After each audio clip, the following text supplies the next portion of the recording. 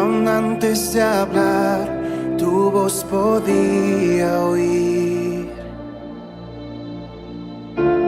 Has sido tan bueno para mí.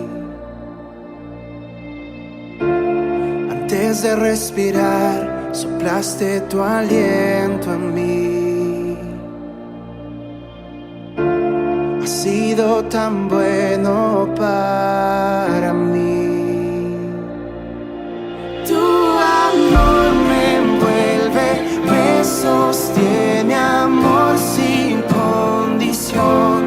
Me persigue y deja las 99 y va por mí. No puedo ganarlo ni merecerlo. Tu amor se entregó por mí. Tu amor me envuelve, me sostiene, amor sin condición. Cuando enemigo fui, tu amor luchó por mí.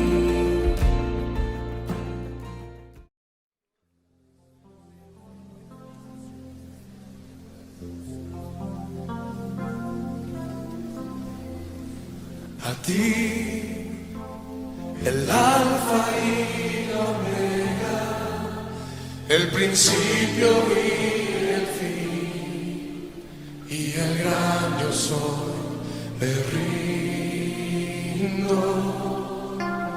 A ti, el todopoderoso, el que es y que será, y el gran yo soy, me entrego. Yo quiero que gobiernes mi vida. Me doy en sacrificio a ti. Yo quiero que tú ordenes mi camino, que siempre viva en tu voluntad.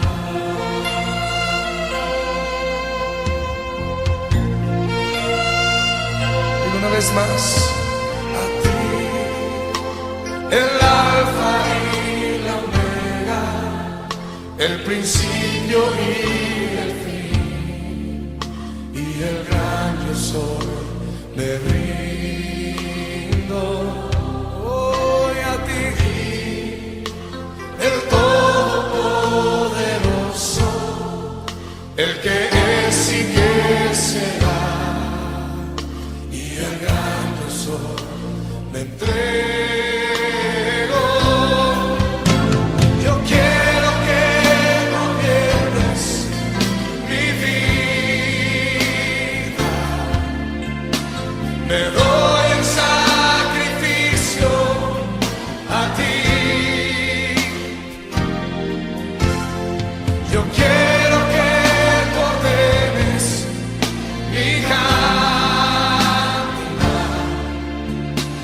que siempre viva en tu voluntad.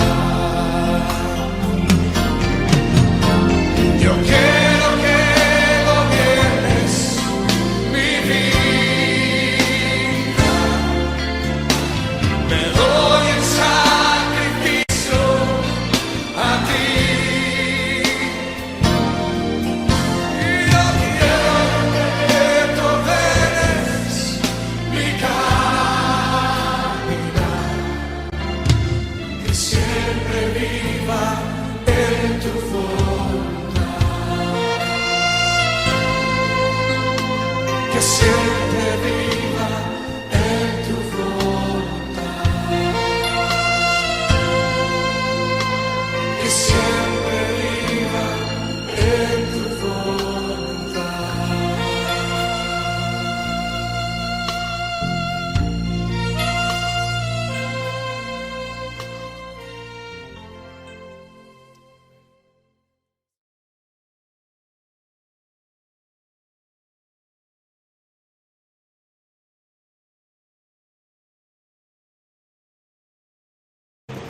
versos que van del 27 al 30. Libros Hechos de los Apóstoles, capítulo 21. Acuérdense que el libro de los Hechos está justo al terminar los Evangelios y antes de las cartas. Hechos 21, versos del 27 al 30. Amén, hermanos. Amén. Vamos a leer juntos esta porción de la Escritura y dice así: pero cuando estaban para cumplirse los 7 días, unos judíos de Asia, al verle en el templo, alborotaron a toda la multitud y le echaron mano, dando voces: varones israelitas, ayudad. Este es el hombre que por todas partes enseña a todos contra el pueblo, la ley y este lugar. Además de esto, ha metido a griegos en el templo y ha profanado este santo lugar. Porque antes había visto con él en la ciudad a Trófimo de Éfeso, a quien pensaban que Pablo había metido en el templo. Así que toda la ciudad se conmovió y se agolpó el pueblo, y apoderándose de Pablo le arrastraron fuera del templo e inmediatamente cerraron las puertas. Amén. Vamos a orar. Señor, en esta hora agradecemos el honor y la oportunidad que nos das de exponer tu palabra. Pedimos, Señor, que sea de provecho para nuestras vidas, para que no solamente podamos conformarnos más a la imagen de Cristo, sino que además, Señor, podamos soportar a veces el ser víctimas de los prejuicios de otros en relación de nuestra fe. Te rogamos esto, Señor, en el nombre de Jesús. Amén. Amén. Tomen sus lugares, hermanos.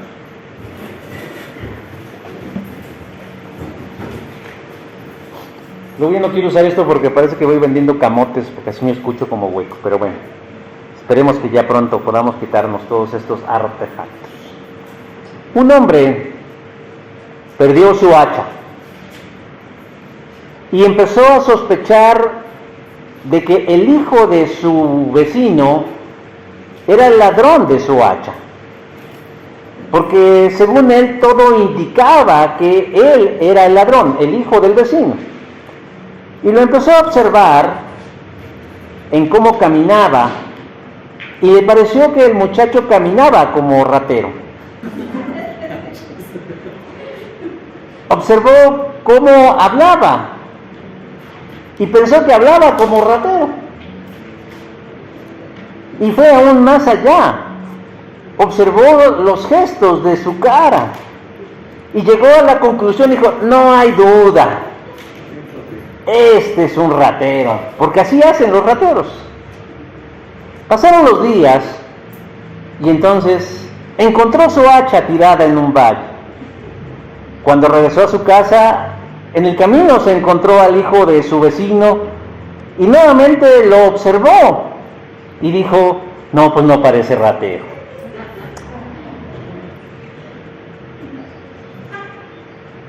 Esta manera de pensar o esta manera de llegar a ciertas conclusiones es muy común entre nosotros, pero al mismo tiempo es perjudicial, porque aunque en esta historia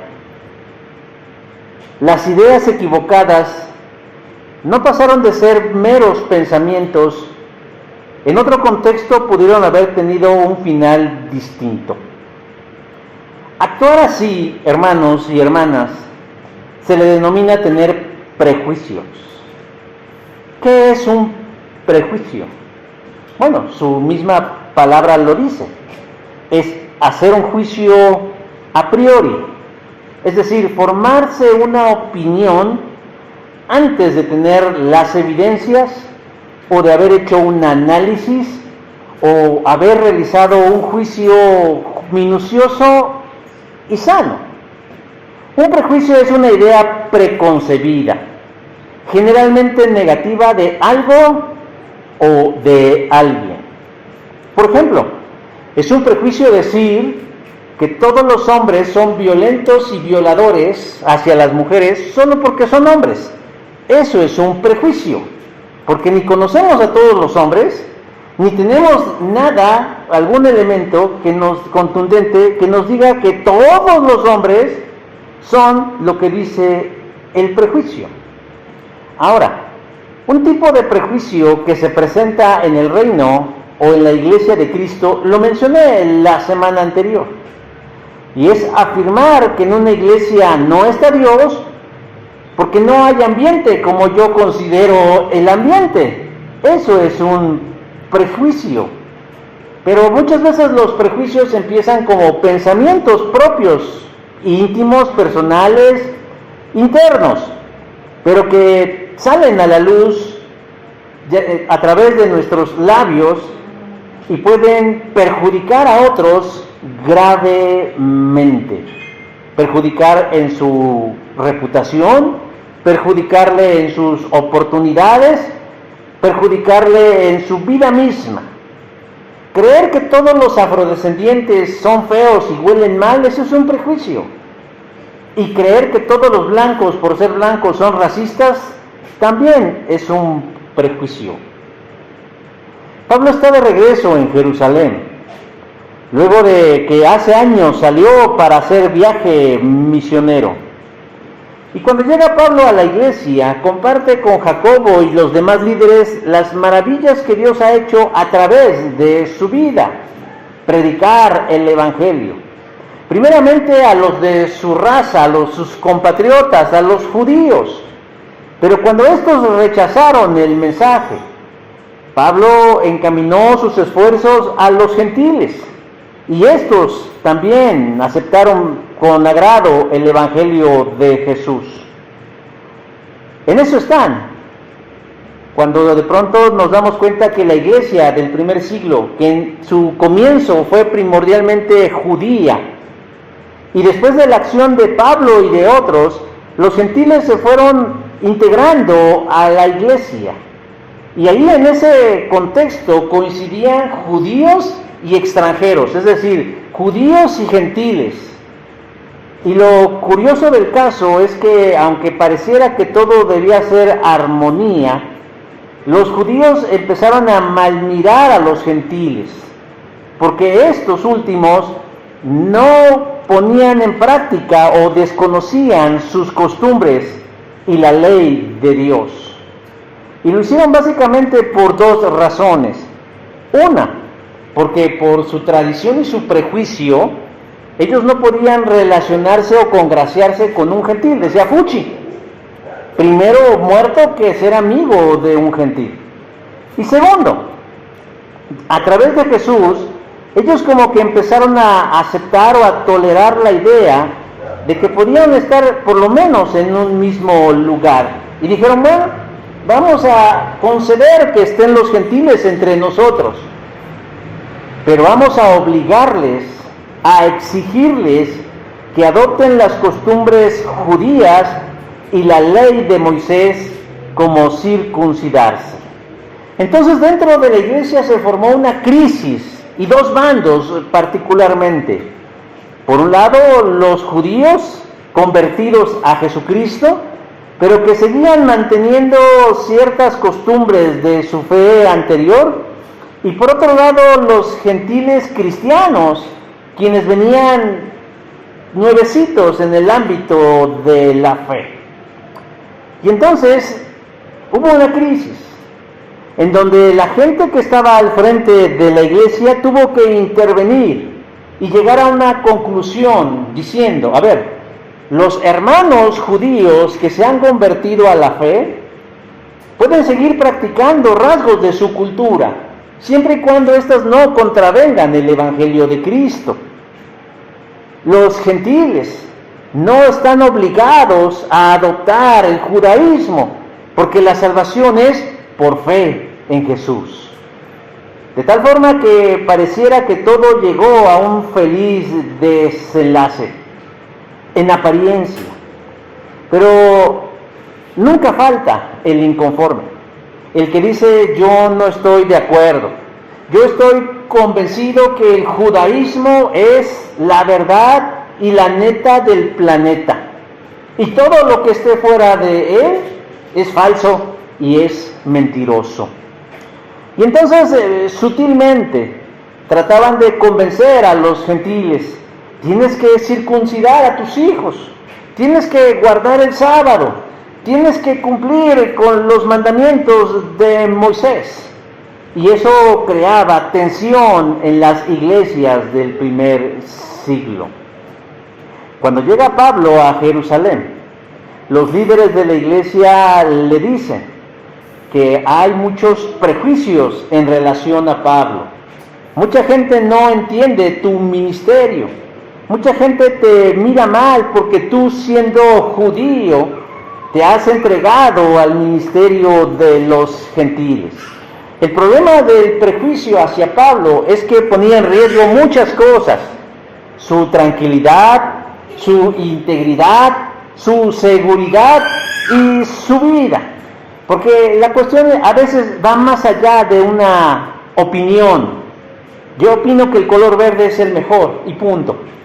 Pero hay gente que está dispuesta a matar, hermanos, por defender sus prejuicios. Yo quiero, hermanos, que a la luz de la Escritura podamos descubrir hasta dónde pueden llevarnos nuestros prejuicios. Porque todos tenemos ideas preconcebidas, todos sacamos conclusiones de manera rápida e inmediata. Pero ahora sí que, dependiendo del contexto, de las circunstancias y a veces del temperamento o la personalidad, es como podemos manejar o permitir que nuestros prejuicios o se queden en nuestra cabeza o dañemos a otros por esas ideas, o en el caso contrario, que seamos víctimas u objeto de los prejuicios de otros. Hoy, a la luz de la Escritura, quiero que los identifiquemos. ¿Qué causa un prejuicio en los demás? ¿Qué causa un prejuicio en mí mismo? ¿Y hasta dónde pueden llegar estos? Lo primero que nos dice el pasaje, hermanos, en relación a los prejuicios, es que tuercen y pervierten la verdad. Verso 28 dice: este es el hombre que por todas partes enseña a todos en contra. Decía yo que llegó Pablo a la iglesia de Jerusalén y platicó con ellos acerca de los logros que alcanzó como misionero en muchas regiones de Asia. Y ellos se maravillaron y glorificaron a Dios. Pero una vez que terminó de dar su testimonio, los líderes le dijeron algo a Pablo: la mayoría de los asistentes a esta iglesia son judíos, convertidos a Jesucristo, pero tienen una característica en común. Verso 20: todos son celosos por la ley. Eran cristianos, nacidos de nuevo, pero seguían practicando las costumbres judías, fieles a las ordenanzas de Moisés. Y trabajaban todos los días en la iglesia por poner en práctica los acuerdos a los que habían llegado. ¿Eres judío? Está bien, sigue guardando tu costumbre, pero no obligues a los gentiles, aunque sean poquitos, a seguirte en el camino de tu cultura hebrea.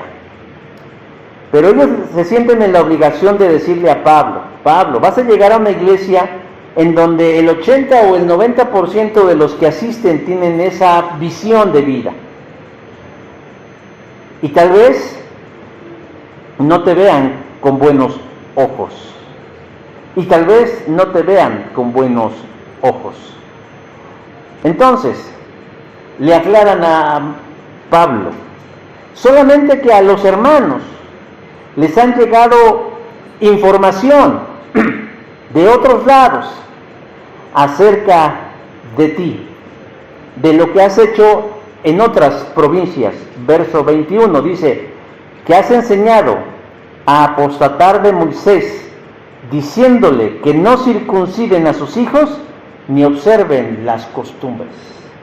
Hay una acusación sobre Pablo. Él apenas va llegando y ya la gente lo conoce por lo que otros dicen que él hace. Apostatar de Moisés, diciéndole a los otros judíos que no circunciden a sus hijos y no observen la costumbre. Quienes conocemos el ministerio de Pablo sabemos que esa no es la verdad. Ese no era el mensaje que Pablo proclamaba por Asia. Él no iba por las calles diciendo que se mueran los judíos. Él no era antijudío, él era judío. Y él amaba a su pueblo y a su nación. Pero estaba convencido que Jesús estaba por encima de la cultura. Y por eso él decía, la salvación es por fe. Y que Dios quería tanto al judío como al gentil. Y hubieron gentiles que abrazaron la fe en Jesús más que los judíos, mejor que los judíos, pese a que ellos tenían una historia con Jehová de los ejércitos. Entonces hubieron quienes en su mente tuvieron esos prejuicios, por esa información equivocada, por esos rumores, que como buenos rumores, cada vez que van pasando de persona a persona, uno le va añadiendo, y le va añadiendo, y le va añadiendo, y se distorsiona cada vez más y más la información. Por eso, los líderes de la iglesia recomiendan a Pablo que haga algo como gesto de buena voluntad, que vaya al templo, acompañado de otros 4, a ofrecer un ritual de purificación de acuerdo a las leyes judías. Esto con la finalidad de demostrarle a los demás que Pablo no es antijudío, que él no está enseñando esas cosas, que él sigue siendo hebreo de pura cepa. Pablo accede, corriendo inclusive con los gastos que implicaba ofrecer un ritual de esta naturaleza. Y va junto con los otros 4 al templo. Y entonces realizan el ritual de la purificación, verso número 26. Pero este es un ritual público, en un lugar donde había muchas personas. Está en su apogeo la fiesta del Pentecostés. Muchos judíos de diferentes regiones han llegado al templo. Y en eso, unos que venían de Asia, verso 27, miran a Pablo, lo identifican, saben que él es, e inmediatamente reaccionan negativamente. ¿En base a qué? En base a sus prejuicios, porque no han entendido la naturaleza del reino. Y dice verso 27, alborotaron a la multitud. Empiezan a crear una argüende y evitan que Pablo se vaya. Y entonces empiezan a dar sus argumentos, así a grito pelado. Y les dicen a los demás, ¿por qué hacen lo que hacen? Y entonces dice, este es el hombre, verso 28, que por todas partes enseña a todos. ¿Qué es lo que enseña a todos según ellos? 4 cosas, básicamente. La primera, les enseña deslealtad a su pueblo. Verso 28 dice, enseña a todos contra el pueblo. 2, a no guardar la ley de Moisés. Enseña a todos contra la ley. Verso 28. 3, habla mal del templo y de todo lo que significa. Enseña a todos contra este lugar. Verso 28. Y por último, y el más grave, introducir extranjeros en el templo. Ha metido griegos en el templo y ha profanado este santo lugar. Hermanos, hay gente que cree que porque dice algo eso ya es verdad. Pues porque yo lo digo. Eso ya es verdad. Solo porque yo lo digo. Y no es así. Los prejuicios son así. Alguien cree que porque su lógica o su razonamiento o su corazonada o su apreciación le convencen a él, debe ser ley para todos los demás, incluso por encima de la verdad. Pero en honor a la verdad, ¿cuáles son los delitos de Pablo? O más bien, ¿son ciertos los delitos de los cuales se les acusa a Pablo? No. Pablo nunca enseñó eso. Pablo no hablaba en contra del pueblo de Israel. Pablo nunca habló mal del templo. Pablo nunca dijo que no obedecieran la ley. Y Pablo nunca había metido a un extranjero al lugar de Dios en el templo. Son las apreciaciones de unos que no entendían la naturaleza del reino de Dios. Los judíos estaban convencidos que ellos, únicamente ellos, eran el pueblo elegido de Dios. Y si por alguna razón un extranjero quería unírseles, tenía que hacerlo cumpliendo con ciertos requisitos. Guardar la ley de Moisés. Lo cierto es que Pablo andaba por diversos lugares. y predicaba el Evangelio. Y si aspectos del Evangelio eran contrarios al judaísmo, bueno, pues con la pena dirían por ahí, ni modo. Pero Pablo, estaba encaminado a predicar a Jesús. Él no era antijudío, él era pro Jesucristo. Nos dice la primera carta a los Corintios, capítulo 2, verso 2, que Pablo dijo: decidí hablarles solo de Cristo y principalmente de su muerte en la cruz. Ese era el mensaje de Pablo. El lugar donde él se paraba hablaba de Jesús, hablaba de la salvación, hablaba del sacrificio, hablaba de la resurrección, hablaba de la vida nueva, hablaba del nuevo nacimiento, hablaba del perdón, hablaba de la nueva naturaleza, hablaba del fruto del pecado, predicaba en contra de las cosas de la carne, pero nunca hizo apología en contra del judaísmo. Pero en ese momento, el prejuicio de algunos está torciendo la verdad y torciendo la realidad en contra de una persona. Él nunca estuvo en contra del judaísmo, pero es así, hermanos, el poder del prejuicio. Distorsionan las cosas a favor de quien lo está diciendo, porque tal vez le interesa, porque tal vez le conviene o tal vez le da satisfacción, pero perjudica a los demás en base a lo que él cree. Esa es la verdad, hermanos. La verdad es que Pablo nunca hizo nada en contra de su pueblo y de su nación, pero había otros que torcieron y tergiversaron la verdad a su conveniencia, porque hay que reconocer que a veces queremos imponer nuestros prejuicios por encima de la verdad. Y hermanos, esto no ha desaparecido con el paso de los tiempos. Hoy ya no discutimos nosotros entre judíos y gentiles. Ya no. Ahora nuestras discusiones van en otro sentido, pero en esencia siguen siendo los mismos.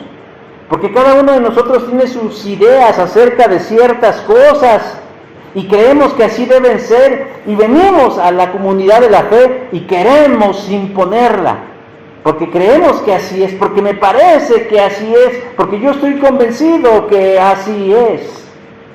Pero hubo un sabio que dijo algo importante, hermanos: en lo primordial, unidad, y en lo no primordial, libertad. ¿Qué significa, hermanos? Que en lo que sí debe ser importante, nosotros debemos unirnos. Jesús es nuestro Señor, en eso estamos todos de acuerdo. Que murió en una cruz por nuestros pecados, en eso estamos todos de acuerdo. Que Dios lo levantó al tercer día según las Escrituras, en eso estamos de acuerdo. Que si oramos en fe, Él viene a vivir en nosotros y nos da nueva vida, en eso estamos de acuerdo.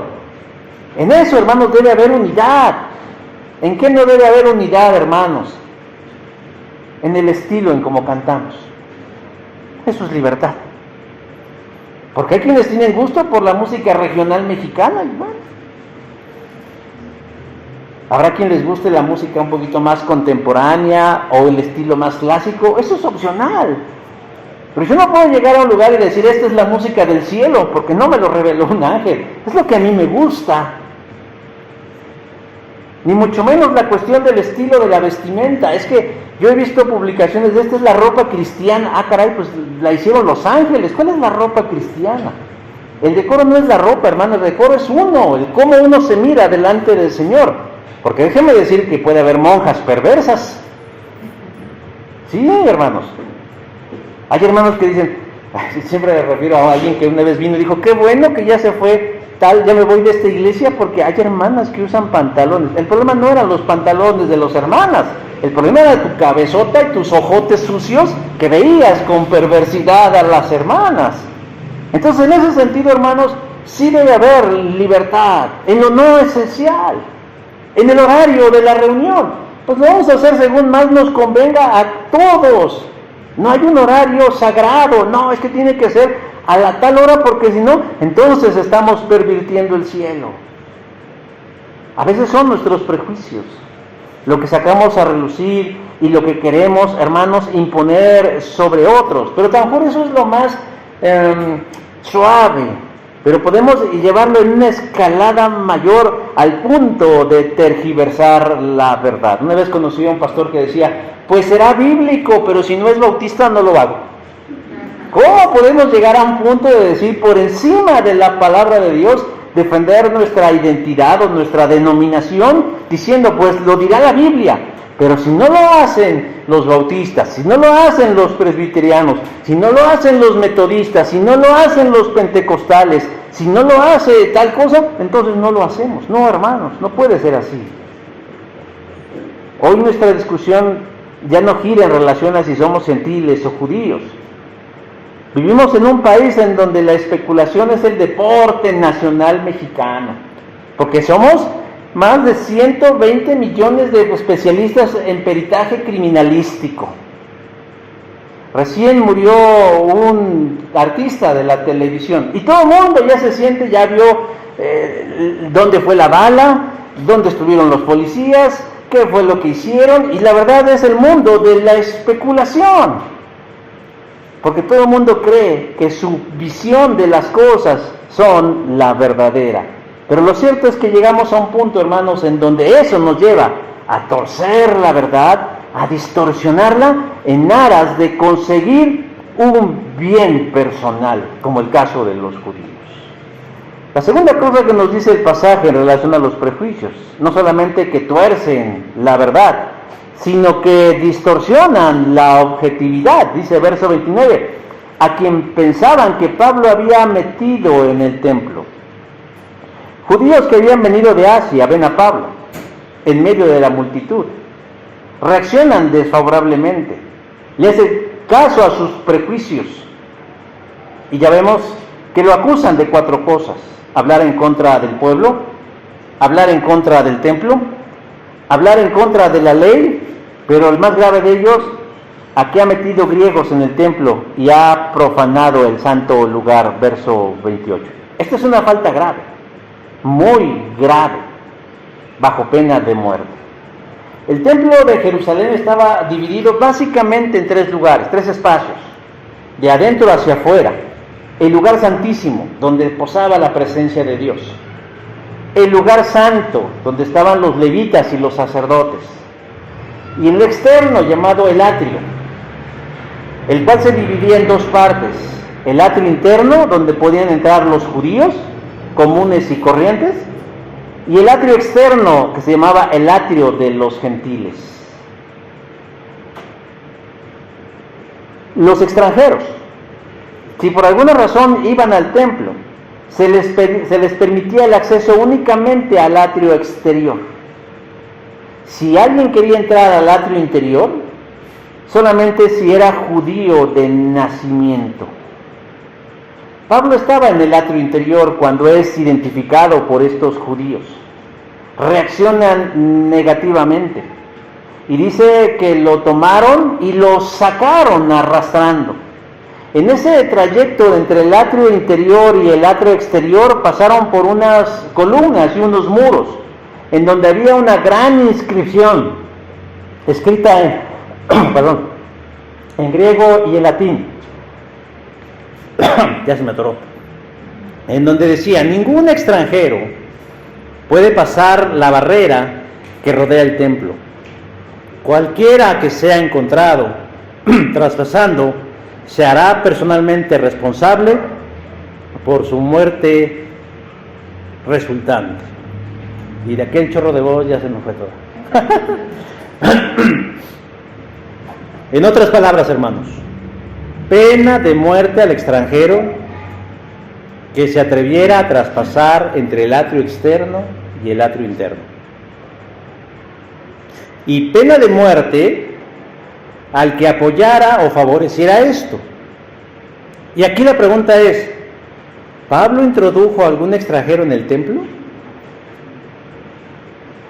¿Pablo introdujo a un extranjero en el templo? No. Ya vimos que el prejuicio, acérquese, hermana, no muerdo. Es que se acerca así. Puede escupir, pero no muerde.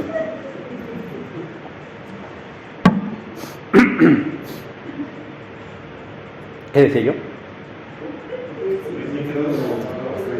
¿Introdujo a alguien? No. Ya vimos que el prejuicio tuerce la verdad, pero también distorsiona la realidad y la objetividad. Porque la gente que lo acusaba estaba convencido de que Pablo había metido a un extranjero. ¿Y de dónde sacan ellos esa idea de que Pablo había metido a un extranjero al templo? Primero déjenme definir qué es lo objetivo. Lo objetivo es la descripción de la realidad tal como es. Esto es lo objetivo. El agua moja, ¿no? El fuego quema, el aire seca y los hombres no se embarazan. Porque hoy en día esa objetividad, hermanos, se está transformando. Hombres embarazados, que en realidad son mujeres transgéneros. Pero eso no es objetivo, eso es subjetivo, eso es una distorsión de la realidad, de lo objetivo. No podemos interpretar lo objetivo, no podemos decir, ay, esa silla es... ¿A usted qué color le gusta, hermana? ¿Qué color le gusta? ¿Le gusta rosa? Azul. ¿Y a ti, Enrique, qué color te gusta? Verde. ¿A ti, Ale, qué color te gusta? ¿Pero realmente estamos siendo objetivos? No. Bueno, al menos que sean daltónicos, ¿verdad? Y están viendo otros colores. Pero la norma sería que no podemos interpretar lo que es objetivo.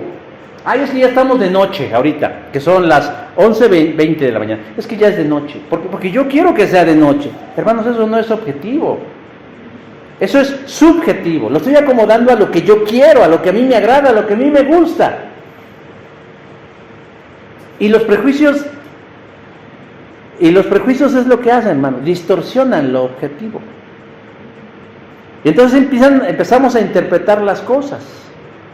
En el caso de Pablo hay una realidad tal cual es. Pero los judíos prejuiciosos no tienen objetividad. Distorsionan la realidad. Pablo no metió ningún extranjero en el templo. Pero la pregunta es, entonces, ¿de dónde sacaron ellos que Pablo había metido a un extranjero en el templo? Primero quiero aclarar que ellos no están mintiendo deliberadamente. Ellos están convencidos que Pablo metió a un extranjero en el templo. ¿Ve cómo puede ser tan grave el prejuicio que nos distorsiona la mente? Ellos son sinceros y honestos. A veces la sinceridad y la honestidad no son precisamente lo más importante. Es que yo soy muy sincero, es que yo soy muy honesto. Bueno, eso no importa. Lo que importa es que seas objetivo, no sincero y honesto. Porque puede ser sinceramente mentiroso y no es bueno. Pero decía yo, ¿de dónde sacan ellos que Pablo metió a un extranjero? Bueno, nos lo contesta el verso 29, dice, habían visto con él en la ciudad a Trófimo de Éfeso, a quien pensaban que Pablo había metido en el templo. Muy seguramente vieron a Pablo el día antes, y lo vieron ahí por el mercado, donde vendían la barbacoa, donde vendían las flores, donde vendían las verduras, y vieron que se hacía acompañar de un tal Trófimo de Éfeso, un gentil, un extranjero. Y después se pasaron las horas y se lo encontraron en la plaza pública, donde estaban ahí los payasitos haciendo un espectáculo callejero, y vieron que Pablo andaba acompañado de Trófimo de Éfeso. Y en la noche lo vieron por el puesto de las micheladas, ahí que estaba paradito con Trófimo de Éfeso. Dijeron, seguro, ya lo metió al templo. ¿Saben cómo se podía comprobar si realmente lo había metido al templo?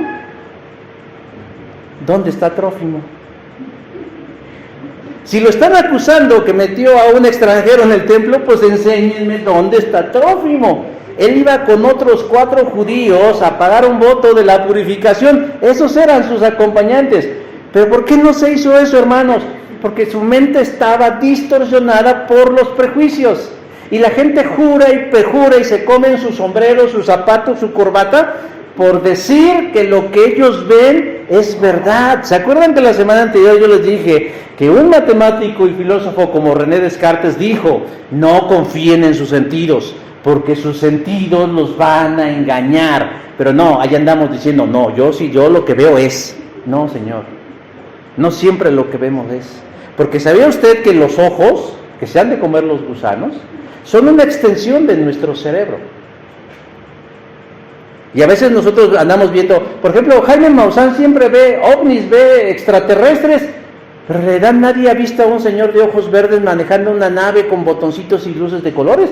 Eso es lo que él se supone que ve. Él ve luces moverse, él ve sombras moverse y él saca conclusiones, teorías, ideas preconcebidas y las enseña como si fuera verdad.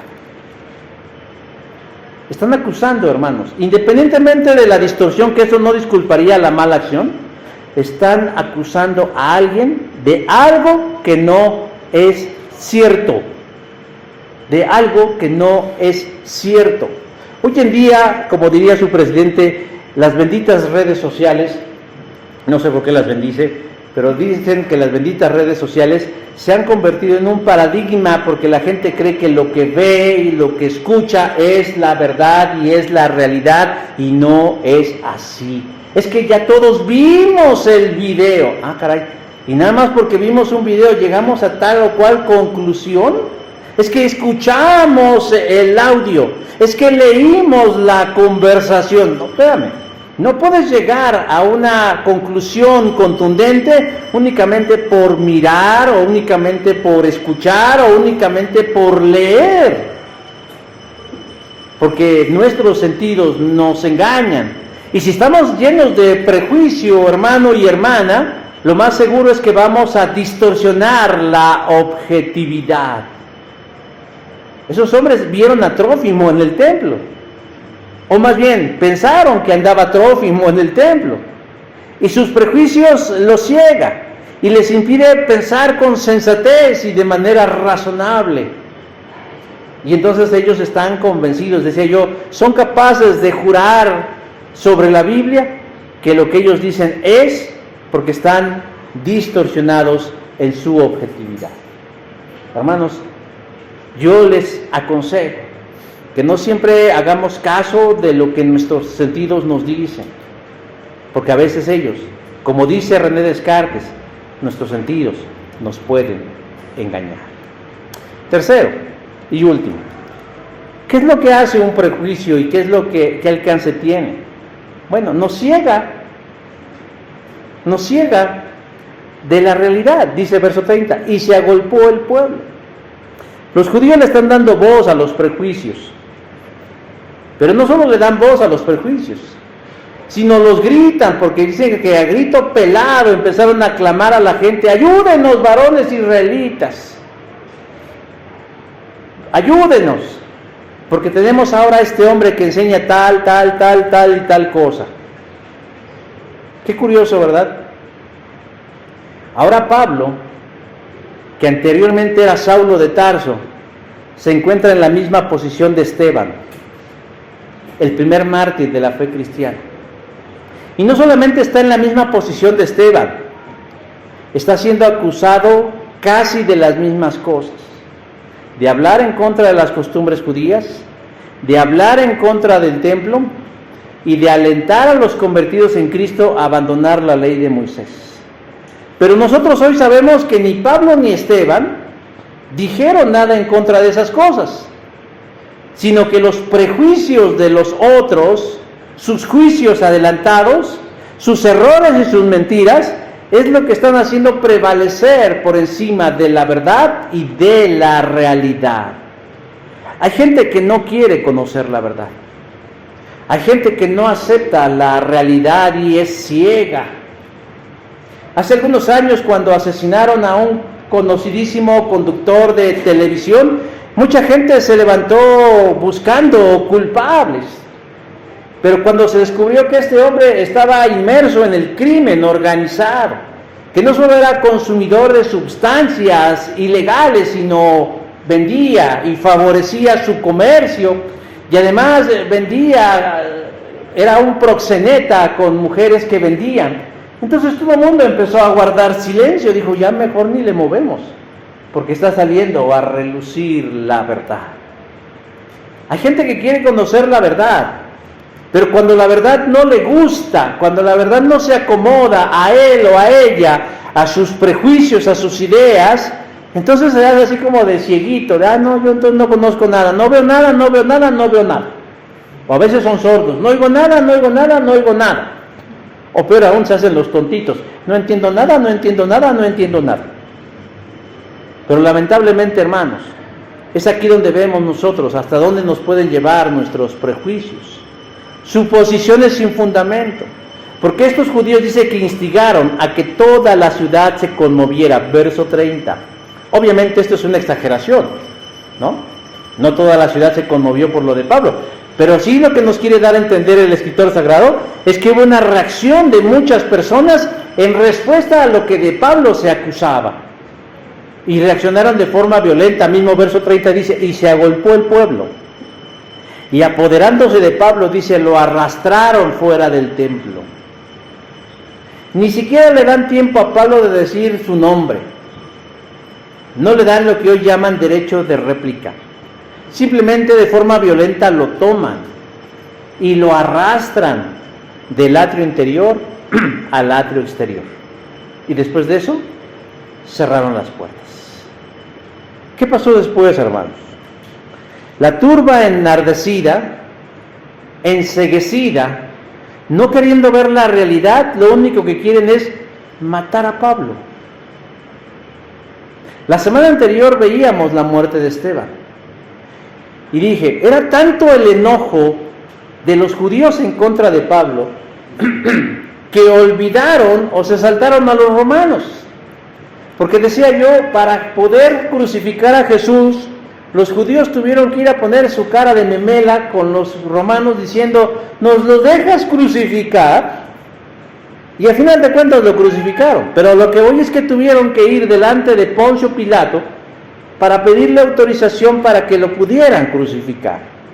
En el caso de Esteban, ni siquiera se preocuparon por los romanos. Simplemente lo sacaron de la ciudad y lo apedrearon.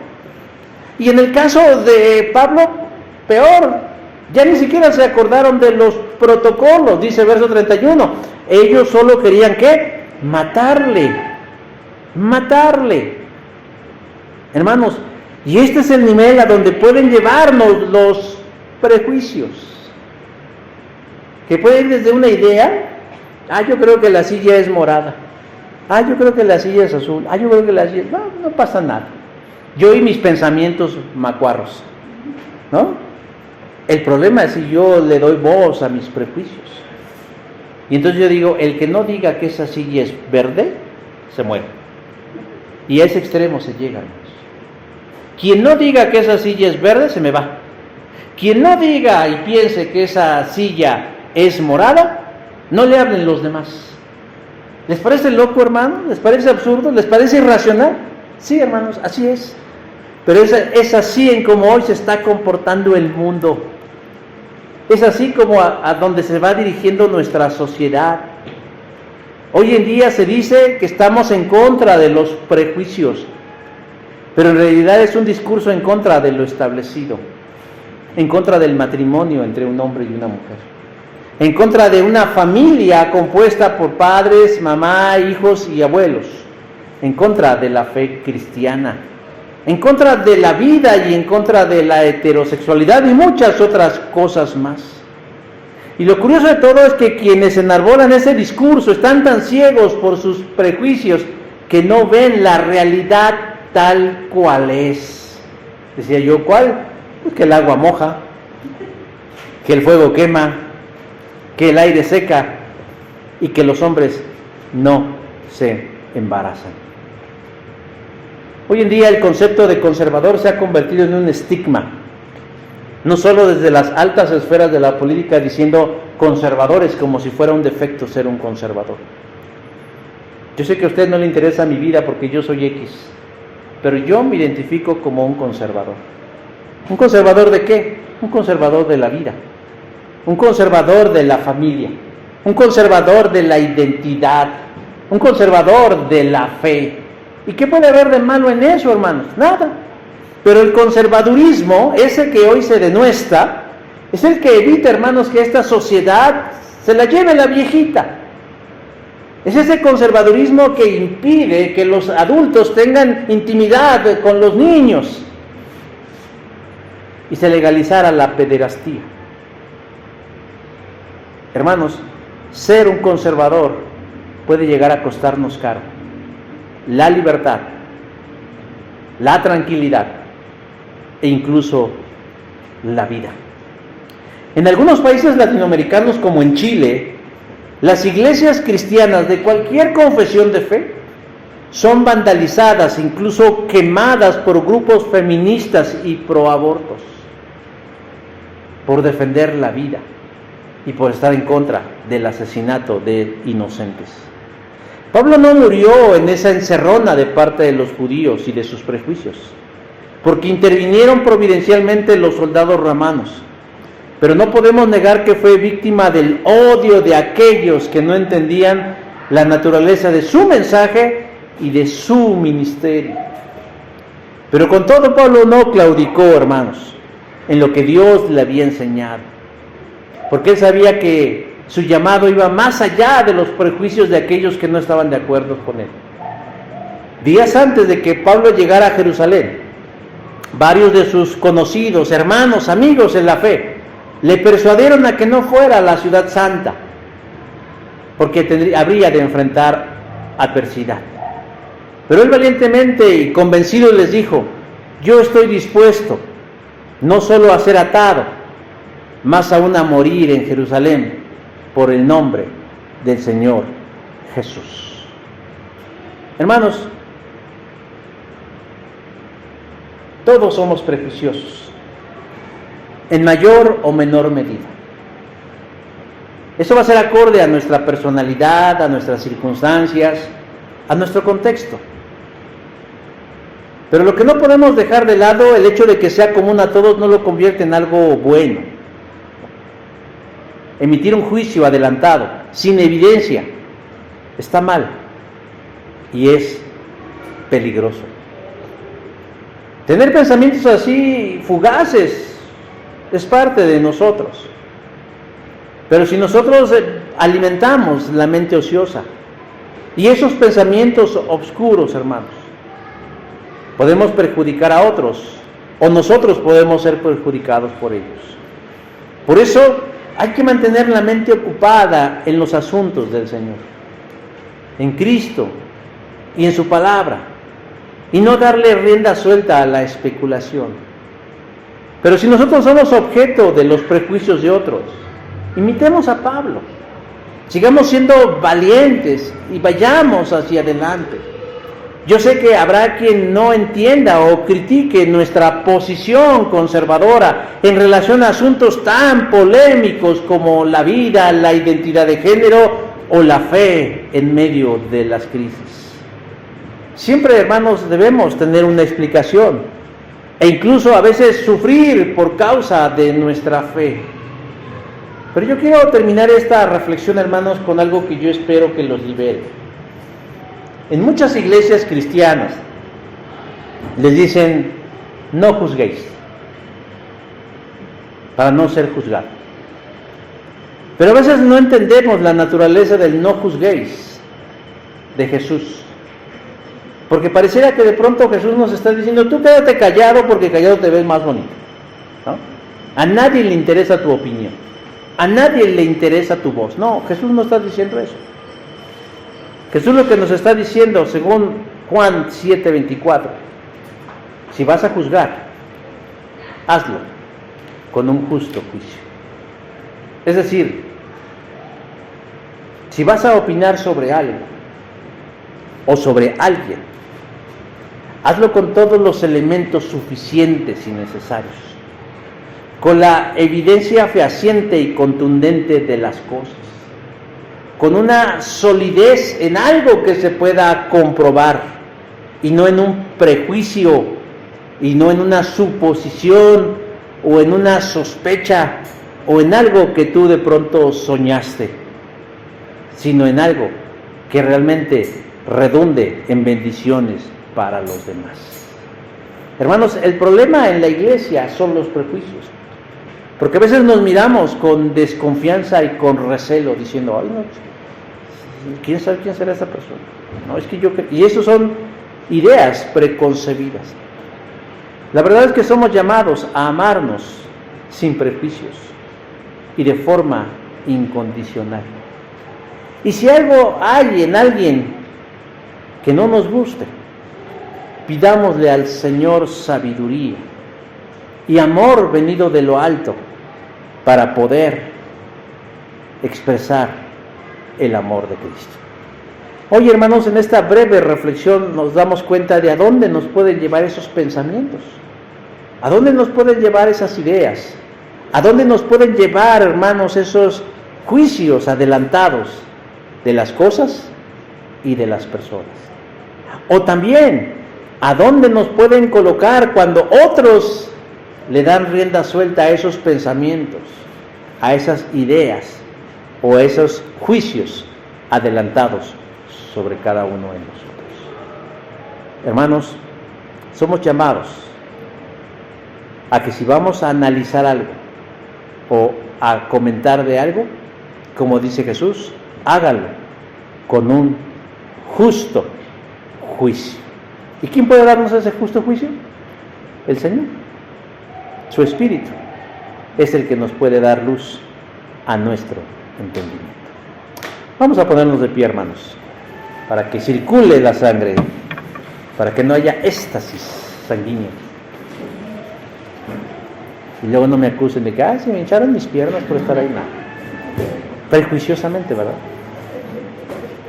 Vamos a hacer una oración. Padre, yo te doy gracias en esta hora siempre porque me das este honor que no merezco, de poder exponer tu palabra. Y yo ruego en esta hora, Señor, que por encima de mis muchas limitaciones e incapacidades, tú, Señor, puedas y permitas que la verdad de ti, Señor, entre en la mente y en el corazón de los que están hoy aquí presentes, y que tú ministres sus corazones y sus vidas, y que tú, Señor, los sigas conformando cada vez más y más a la imagen del varón perfecto que es Jesús. Bendícenos, Señor, con la libertad en nuestra mente, en nuestro pensamiento y por consecuencia en nuestro corazón. Tú dices en tu palabra que nosotros tenemos la mente de Cristo. Y hay otros que dicen que somos lo que pensamos. Y si juntamos esto, Señor, podemos decir, Señor, queremos pensar como Cristo y por lo tanto queremos ser como Cristo. Para no mal pensar, para no adelantarnos a las cosas, para no ser parte de aquellos, Señor, que a veces queriéndolo o no perjudican o perjudicamos la vida de otras personas. Líbranos, Señor, también de caer en las garras de los prejuicios de otros. Protégenos, pero también, Señor, danos valor para seguir adelante y para ser valientes y aún ir en contra de esta moda en donde lo que buscan, Señor, pues es callar la voz de tu palabra, la voz de tu iglesia, la voz de tu Cristo. Ayúdanos a ser como Pablo y estar inclusive dispuestos a padecer en causa de la verdad, que siempre debe estar por encima de cualquier prejuicio. Gracias, Señor, por esto, y te bendecimos y te glorificamos hoy y siempre. Por Cristo Jesús. Amén y amén. Gracias, hermanos. Tomen sus lugares, Dios les bendice.